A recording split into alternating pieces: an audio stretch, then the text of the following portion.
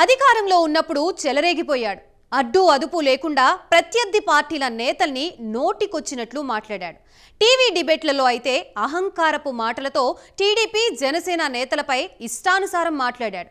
TDP ఆఫీసులపై దాడులు చేశాడన్న ఆరోపణలో పోలీసులు ఆయన్ని అరెస్ట్ చేశారు. ఇప్పుడు పాపం పండి అరెస్ట్ అయ్యాడు. నందిగం సురేష్ అరెస్టుతో మిగతా వైసీపీ నేతలు వణికిపోతున్నారా? నేడో రేపో మరికొందరు వైసీపీ నేతలు ఊచలు లెక్కబెట్టబోతున్నారా?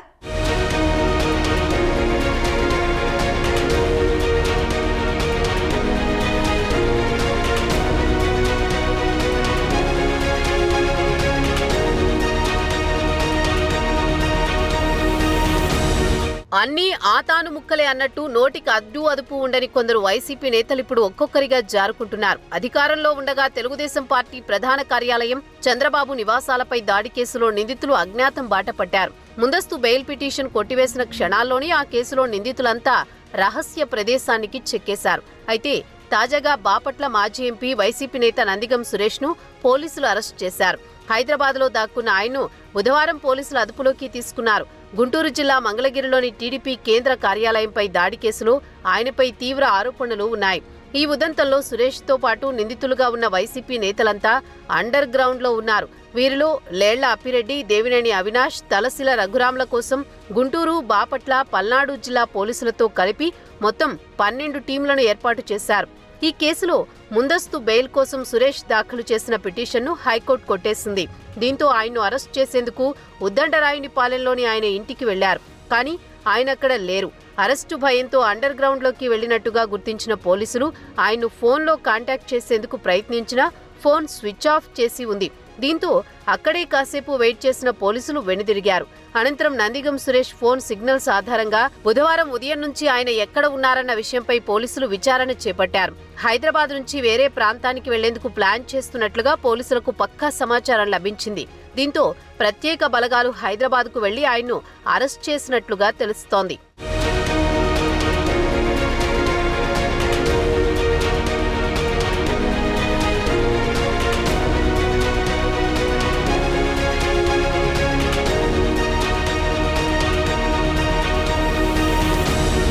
హైదరాబాద్లో మంగళగిరి రూరల్ పోలీసులు నందిగం సురేష్ ను అరెస్ట్ చేశారు. గుంటూరు జిల్లా మంగళగిరిలోని టీడీపీ కేంద్ర కార్యాలయంపై దాడి కేసులో ఈ అరెస్టు జరిగింది. మరోవైపు ఈ కేసులో నిందితులుగా ఉన్న వైఎస్ఆర్సీపీ నాయకులంతా అజ్ఞాతంలోకి వెళ్లిపోయారు. లేళ్ల అప్పిరెడ్డి, దేవినేని అవినాష్, తలసిల రఘురాం తదితరుల కోసం గుంటూరు, బాపట్ల, పల్నాడు జిల్లాల పోలీసులు వెతుకుతున్నారు. ఇదే కేసులో మరికొంతమంది వైసీపీ ముఖ్య నేతలు ఉన్నారు. వాళ్లందరికీ వెన్నులో వణుకు మొదలైనట్లు తెలుస్తోంది. ఈ కేసులో ఇప్పటికే వివిధ కారణాలతో నిందితులకు చాలా సమయం ఇచ్చామని పోలీసులు చెబుతున్నారు. నిందితులు కూడా కోర్టుల నుంచి వెసులుబాటు తీసుకున్నారని, అందుకే వేచి చూశామని అంటున్నారు. ఇప్పుడు కోర్టు జోక్యం చేసుకోవడానికి అంగీకరించకపోవడంతో అరెస్టులు చేస్తున్నట్లు చెబుతున్నారు.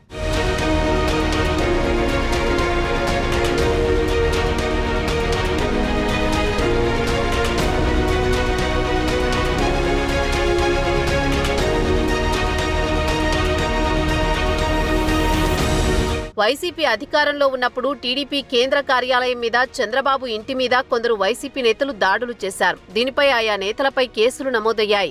ఇప్పుడు వారందరినీ అరెస్ట్ చేస్తారన్న ప్రచారం జరుగుతోంది. నందిగం సురేష్ ను అదుపులోకి తీసుకున్న పోలీసులు తాజాగా మాజీ మంత్రి జోగి రమేష్ కోసం వెతుకుతున్నట్టు సమాచారం. ఆయనకు ముందస్తు బెయిల్ ఇచ్చేందుకు ఏపీ హైకోర్టు నిరాకరించిన విషయం తెలిసిందే. జోగి రమేష్ హైదరాబాద్లో ఉన్నట్టు ప్రచారం జరుగుతోంది. దీంతో ఏపీ పోలీసులు హైదరాబాద్ వెళ్లినట్టు సమాచారం. జోగి రమేష్, ఆయన అనుచరుల కోసం హైదరాబాద్కు ప్రత్యేక బృందాలు వెళ్లినట్లు తెలుస్తోంది.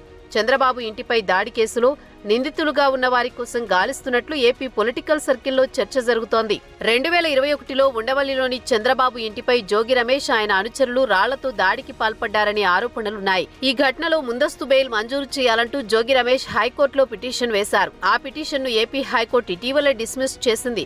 ముందస్తు బెయిల్ ఇవ్వడానికి నిరాకరించింది. దీంతో ఆయన్ను పోలీసులు అరెస్ట్ చేస్తారనే ప్రచారం జోరుగా జరుగుతోంది.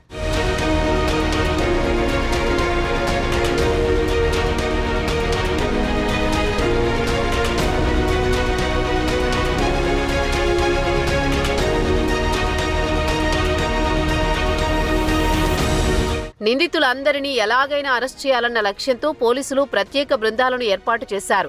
విమానాశ్రయాలతో పాటు పోర్టుల వద్ద కూడా నిఘా బృందాలు మాటు వేసి ఉన్నాయి.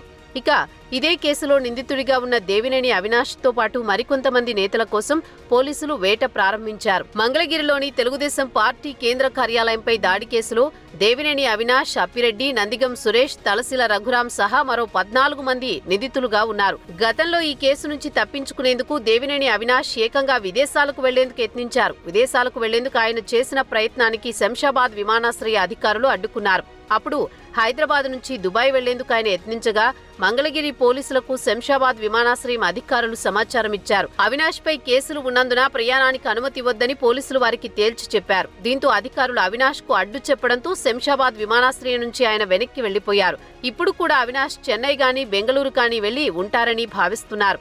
అరెస్టు భయంతో దేవినేని అవినాష్, జోగి రమేష్ ఎక్కడికెళ్లారు, వీరికి ఎవరు ఆశ్రయం ఇచ్చారన్న కోణంలో పోలీసులు విచారణ చేస్తున్నారు. ఈ నేతలు ఎక్కడున్నా అరెస్ట్ చేయాలని మంగళగిరి పోలీసులకు ఉన్నతాధికారులు ఆదేశాలు జారీ చేశారు. త్వరలోనే వీరందరూ కటకటాల వెనక్కు వెళ్లక తప్పదని తెలుస్తోంది.